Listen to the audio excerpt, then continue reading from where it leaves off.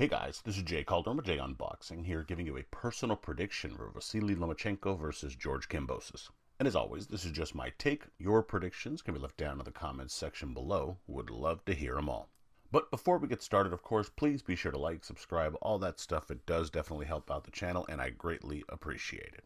Now, a little bit of fight info here. We have Vasyl Lomachenko taking on George Kambosos, two former lightweight champions, as I mentioned before. This will be at the RAC Arena in Perth, Australia, airing on ESPN in the States in the lightweight division with the vacant IBF lightweight title on the line. Well, after Devin Haney, the former undisputed champion at 135 pounds, moved up to 140 pounds, lightweight became a wide open division. At this point in time, you might argue that the class of the division is Gervonta Davis and Shakur Stevenson. Still, a championship is to be had for either Lomachenko or Kambosos, former champions at the weight in their own right. And a win means they are right back in the mix with any of the names I just mentioned at the weight. For Loma, it's just about do or die time. He's nearer to 40 than 30, had a long amateur career, and has only really fought the best, toughest fights as a professional. For Kambosos, he's looking for the second big hit after his big win over Teofimo Lopez back in 2020. Outside of Lopez, Kambosos hasn't quite impressed at the top level. Both with much to gain and something to prove, and it's a bit of a must-win for both, with gold on the line to boot. So definitely not a bad fight. That being said, no more rambling. Let's get into it and break this one down. Starting up with Loma here. For Lomachenko to win, you want to push Kambosos back. While you're a technical fighter, you are at your best when you can get your foes pushed back and on the defensive.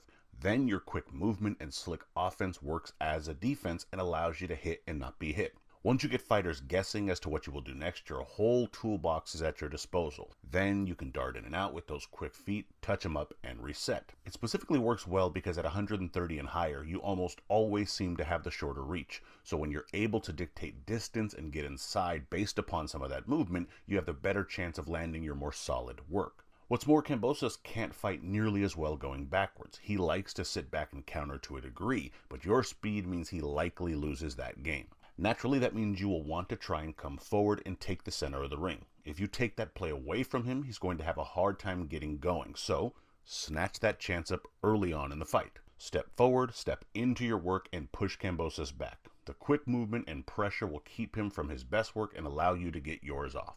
I would also say work the lead left. You have a great probing jab, and it can definitely be used to set up big shots in this fight. That definitely shouldn't be abandoned. However, the lead backhand makes sense here as well. Your speed and timing, coupled with your accuracy, makes the shot easier to get home and hard for Kambosos to deal with. You want to find that range near the inside and step into the shot where you can land it safely but still have enough ability to get out of the way of the oncoming traffic. You're not a massive puncher, especially as you've moved up in weight, so throwing those shots with speed and surprising Kambosos will make the blow more impactful in the fight.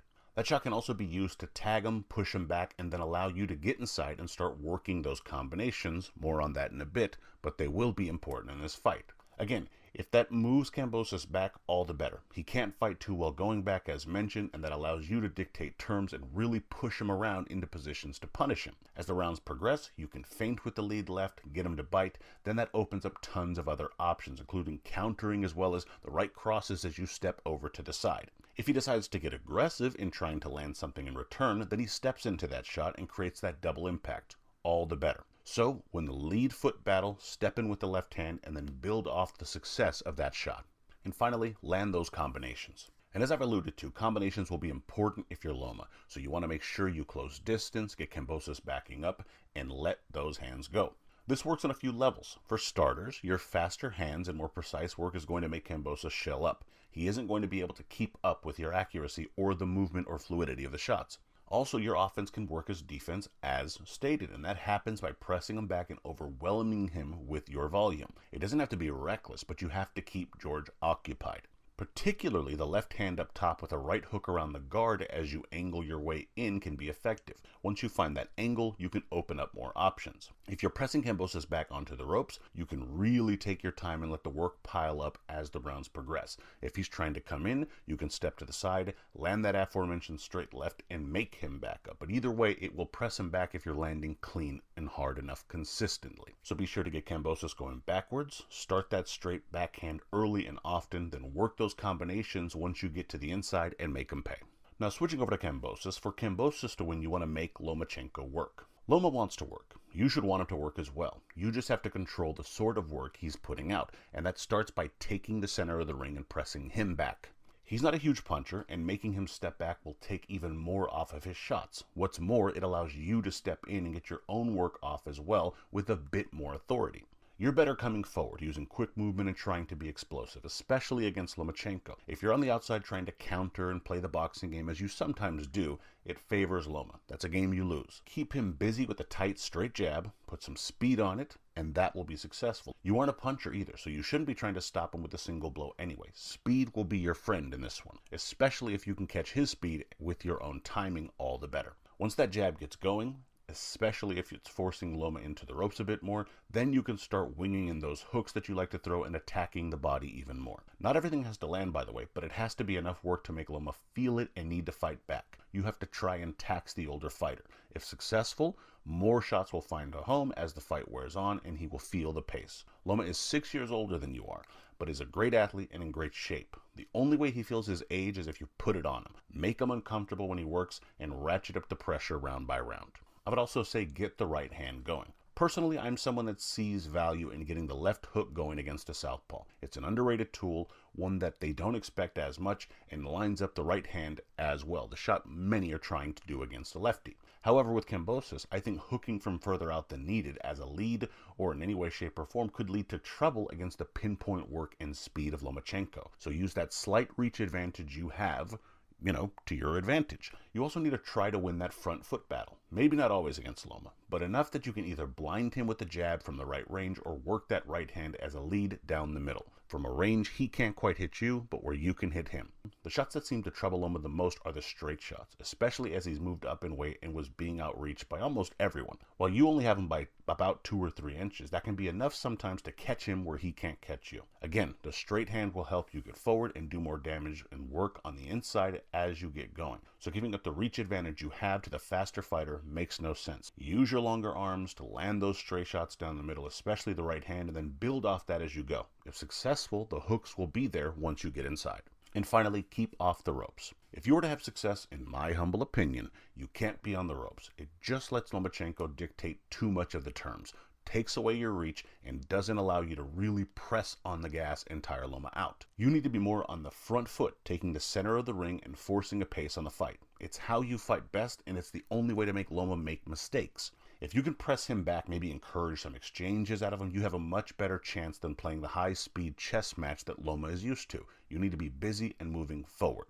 What's more, if you're on the ropes, you're playing a waiting game. If you let Loma get out ahead, imagine trying to play catch-up, especially if you don't have fight-ending power that can bail you out. You ultimately need to get some combinations going. Up against the rope, that's made all the more difficult. So again, you want to be the one winning the front foot battle, at least time to time, and moving your man back. This will mean cutting off the ring, walking Loma into those corners, and then allowing yourself to get busy more than the other way around. You have to be the aggressor most often. So be sure to make Loma work. Do that by pressing him back and making him fight, and certainly get to scoring by landing the right hand down the middle on the southpaw.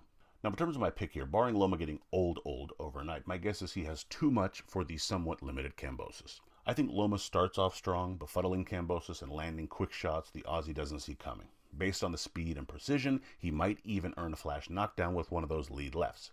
In the middle frames, Loma will have Kambosos thinking too much, backing him up and getting those combinations working, and George just won't be busy enough. Loma may tire in those latter frames, but I think the lead will be strong enough that he pulls off the decision as Kambosos fails to string together enough success. Winner, Vasyl Lomachenko via unanimous decision. Now, in terms of the betting odds here, we have Loma as a pretty sizable favor, coming in at a minus 850, with Kambosos at a plus 520. The over-under here, you can see, is set at 10.5, with the over coming in at a minus 350 and the under at a plus 250. Here, the over-under seems to be where it's at. The straight-up bets just don't do it for me personally. Based on my pick, I'm leaning the over. It's not great, but 3.5 to 1 isn't terrible. Don't love parlays, but in this sort of pick, that makes a bit of sense, just to kind of add another selection, maybe get a little bit of better value, but that's about all I see here. The under also makes sense for value. Maybe Loma works him over and they stop it, or maybe it's a premature stoppage due to the location. You never know, and 2.5 to 1 keeps that at least an option. Of course, if you think that judging might favor Kambosos at a 5 to 1,